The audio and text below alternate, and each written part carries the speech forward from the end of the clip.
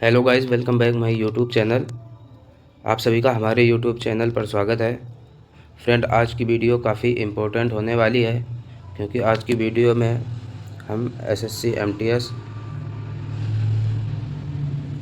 और रेलवे के ALP, NTPC इत्यादि के लिए हम जीके जीएस के टॉप 30+ क्वेश्चंस लेकर आए हैं, जो आपके एग्ज़ाम में काफ़ी हेल्पफुल होंगे। तो वीडियो को बिना स्किप किए एंड तक ज़रूर देखना है। हम वीडियो को शुरू करते हैं। जगन्नाथ मंदिर किस राज्य में स्थित है? देखिएगा, हमने आपको इसमें ये भी बता रखा है कि आरआरबी ने इस क्वेश्चन को कब पूछा, 2003 में पूछा था। जगन्नाथ मंदिर किस राज्य में स्थित है? तो फ्रेंड, आप सभी को पता होगा कि जगन्नाथ मंदिर है, ये कहाँ, उड़ीसा में स्थित है। ऑप्शन सी करेक्ट आंसर हो जाएगा। जगन्नाथ जी का मंदिर उड़ीसा में स्थित है।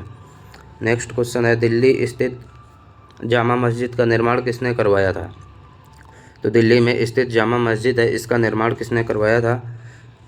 तो दिल्ली में स्थित जामा मस्जिद का निर्माण शाहजहाँ ने करवाया था। ऑप्शन बी करेक्ट आंसर हो जाएगा, शाहजहाँ ने करवाया था दिल्ली में स्थित जामा मस्जिद का निर्माण। तो ऑप्शन बी करेक्ट आंसर हो जाएगा। आगे बढ़ेंगे। नेक्स्ट क्वेश्चन है, निम्न में से किस महाद्वीप का क्षेत्रफल सबसे कम है? तो किस महाद्वीप का क्षेत्रफल सबसे कम है, आपको बताना। आरआरबी 2005 में पूछा गया। किस महाद्वीप का क्षेत्रफल सबसे कम है? तो friend, option D correct answer हो जाएगा। ऑस्ट्रेलिया महाद्वीप का क्षेत्रफल सबसे कम है। सूर्य मंदिर कहाँ स्थित है? इम्पोर्टेंट क्वेश्चन है आपके एग्जाम के पॉइंट ऑफ व्यू से। सूर्य मंदिर कहाँ पर स्थित है, ये आपको बताना है। तो सूर्य मंदिर कहाँ स्थित है फ्रेंड? सूर्य मंदिर जो है ये कहाँ, कोलार्क में, उड़ीसा में स्थित है। तो जो कोलार्क के कहाँ, उड़ीसा में, उड़ीसा राज्य में स्थित है। आगे बढ़ते हैं। नेक्स्ट क्वेश्चन है, एशिया महाद्वीप का सर्वोच्च पर्वत शिखर कौन सा है? एशिया महाद्वीप में जो सबसे ऊंचा पर्वत शिखर है वो कौन सा, आपको बताना है। तो फ्रेंड, एशिया महाद्वीप में जो सबसे ऊंचा पर्वत शिखर है वो माउंट एवरेस्ट है। तो माउंट एवरेस्ट कहाँ पड़ता है? तो ये नेपाल में है। कहाँ पे है? नेपाल में है। नेपाल में इसे किस नाम से जाना जाता है? तो माउंट एवरेस्ट को नेपाल में सागर माथा के नाम से जाना जाता है। ये आपको नोट डाउन करते चलना है हमारे साथ में। तो जो माउंट एवरेस्ट है एशिया महाद्वीप की सर्वोच्च पर्वत शिखर है, जो नेपाल में स्थित है। नेपाल में इसको सागर माथा के नाम से जाना जाता है। आई होप आपको समझ में आ गया होगा। आगे बढ़ते हैं। नेक्स्ट क्वेश्चन है, सर्वाधिक देशों वाला महाद्वीप कौन सा है? तो सर्वाधिक देशों वाला महाद्वीप कौन सा है? ऐसा कौन सा महाद्वीप है जिसमें सबसे ज़्यादा देश हैं? तो ऐसा कौन सा महाद्वीप हो जाएगा, आपको बताना है। फ्रेंड, इस क्वेश्चन का right answer option D, Africa महाद्वीप। अफ्रीका महाद्वीप में सबसे ज़्यादा देश आते हैं। फ्रेंड, आपको हमारी वीडियो अच्छी लग रही हो तो वीडियो को लाइक करें और ज़्यादा से ज़्यादा शेयर करें। चैनल पर नए हों तो चैनल को सब्सक्राइब ज़रूर कर लें। आगे बढ़ते हैं। नेक्स्ट क्वेश्चन है, लंदन किस नदी के किनारे स्थित है? तो लंदन किस नदी के किनारे स्थित है? इम्पोर्टेंट क्वेश्चन है आपके एग्जाम के पॉइंट ऑफ व्यू से। तो फ्रेंड, लंदन किस नदी के किनारे स्थित है? ये थेम्स नदी के किनारे। ऑप्शन बी करेक्ट आंसर हो जाएगा। आगे बढ़ते हैं। निम्नलिखित में से किस महाद्वीप को मानव घर कहा जाता है? इंपॉर्टेंट क्वेश्चन है फ्रेंड, सारे क्वेश्चंस एग्जाम में पूछे गए हैं। तो किस महाद्वीप को मानव का घर कहा जाता है, ये आपको बताना है। तो एशिया महाद्वीप को मानव का घर कहा जाता है। ऑप्शन ए करेक्ट आंसर हो जाएगा। आगे बढ़ते हैं। प्लेग किससे फैलता है? प्लेग नामक जो रोग है ये किससे फैलता है, आपको बताना है। जीवाणु, प्रोटोजोआ, विषाणु, उपरोक्त सभी। तो प्लेग किससे फैलता है? ये जीवाणुओं से फैलता है। ऑप्शन ए करेक्ट आंसर हो जाएगा, जीवाणु से फैलता है। तो प्लेग जो है किससे, जीवाणुओं से फैलता है। ऑप्शन ए राइट आंसर हो जाएगा। पेरिस शहर किस नदी के तट पर स्थित है? इंपॉर्टेंट क्वेश्चन है, यानी कि जो मुख्य शहर हैं किस नदी के तट पर स्थित हैं, उनके हमने 3 से ज़्यादा क्वेश्चंस इस वीडियो में ले रखे हैं। तो पेरिस शहर किस नदी के तट पर स्थित है, आपको बताना है। फ्रेंड, पेरिस जो है ये कहाँ, सीन नदी के तट पर स्थित। ऑप्शन सी करेक्ट आंसर हो जाएगा। तो पेरिस जो है ये किसकी राजधानी है? तो पेरिस जो है ये किसकी, फ्रांस की राजधानी। किसकी? फ्रांस की राजधानी क्या है? तो पेरिस हो जाएगी। आगे बढ़ते हैं। नेक्स्ट क्वेश्चन है, एड्स होता है, इंपॉर्टेंट क्वेश्चन है फ्रेंड, जो एड्स होता है ये किससे होता है? जीवाणुओं से, फफूंद से, कृमि से या विषाणुओं से? तो बताना आपको। जो एड्स होता है, एड्स ये किससे होता है? एड्स किससे होता है? तो जो फ्रेंड एड्स होता है ये किससे, विषाणु, वायरस से होता है।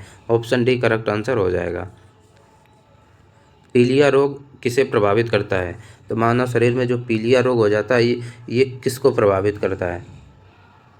ये आरआरबी 2007 में पूछा गया है। तो पीलिया रोग किसे प्रभावित करता है? ये यकृत को, यानी कि जो लीवर होता है हमारा लीवर, तो लीवर को प्रभावित करता है। ऑप्शन इसका बी करेक्ट आंसर हो जाएगा। स्कर्वी रोग किसकी कमी से होता है? तो स्कर्वी रोग है ये किसकी कमी से होता है? इंपॉर्टेंट क्वेश्चन है आपके विटामिन से। तो विटामिन का बहुत ही इंपॉर्टेंट क्वेश्चन है। स्कर्वी रोग किसकी कमी से होता है? स्कर्वी नामक रोग होता है ये विटामिन सी की कमी से होता है। ऑप्शन डी करेक्ट आंसर हो जाएगा। स्कर्वी नामक रोग विटामिन सी की कमी से होता है। आगे बढ़ते हैं। विटामिन ए की कमी के कारण क्या होता है? तो विटामिन ए होता है, इसकी कमी के कारण कौन सा रोग होता है? तो night blindness. Option C correct answer हो जाएगा। जो रतौंधी होती है, रतौंधी, इसको क्या बोलते हैं? नाइट ब्लाइंडनेस बोलते हैं। तो रतौंधी नामक रोग विटामिन ए की कमी से होता है। ऑप्शन सी करेक्ट आंसर हो जाएगा। मीना माता रोग का कारण क्या है? जो मीना माता रोग है इसका कारण क्या है, यानी कि किससे हो जाता है? तो पारा से हो जाता है। ऑप्शन ए करेक्ट आंसर हो जाएगा। मीना माता रोग का कारण क्या हो जाएगा? तो पारा हो जाएगा। किस तत्व की कमी के कारण घेंगा नामक रोग होता है? बहुत ही इजी क्वेश्चन है, आप सभी को आई होप पता होगा।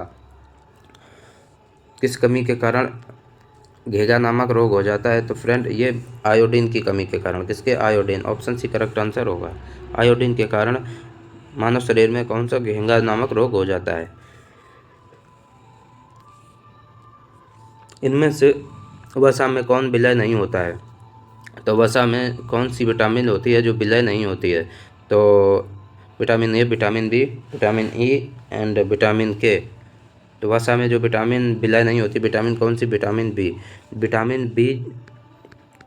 विटामिन बी और सी जो होता है ये इसमें घुलनशील होता है, तो ये पानी में घुलनशील होता है। ये दोनों किस में होते हैं? पानी में घुलनशील।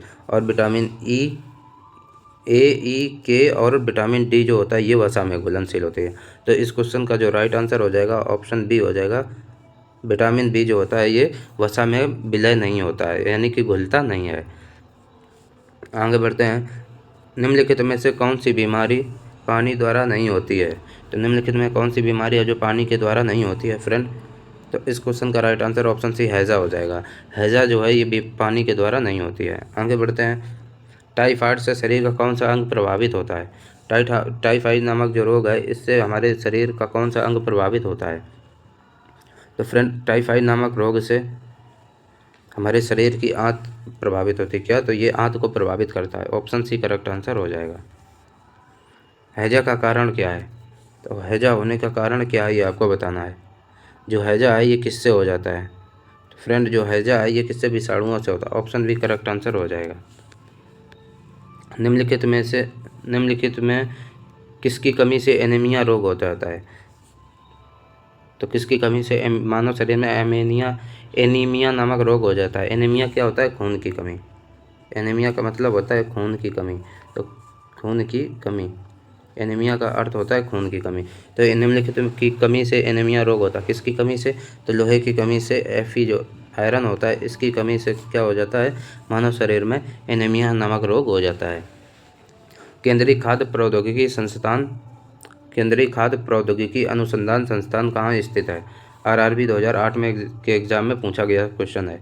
केंद्रीय खाद्य प्रौद्योगिकी अनुसंधान संस्थान कहाँ पर स्थित है?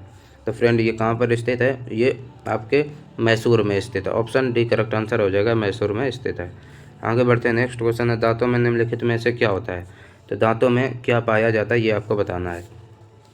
तो दांतों में क्या? कैल्शियम पाया जाता है। ऑप्शन बी करेक्ट आंसर हो जाएगा। कैल्शियम दांतों में पाया जाता है।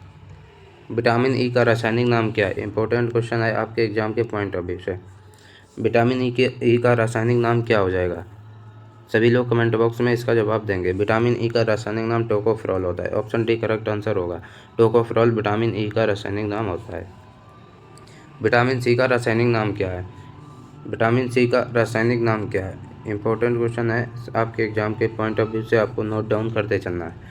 तो विटामिन सी का जो रासायनिक नाम होता है एस्कॉर्बिक अम्ल होता है। क्या होता है? एस्कॉर्बिक अम्ल। ऑप्शन बी करेक्ट आंसर हो जाएगा।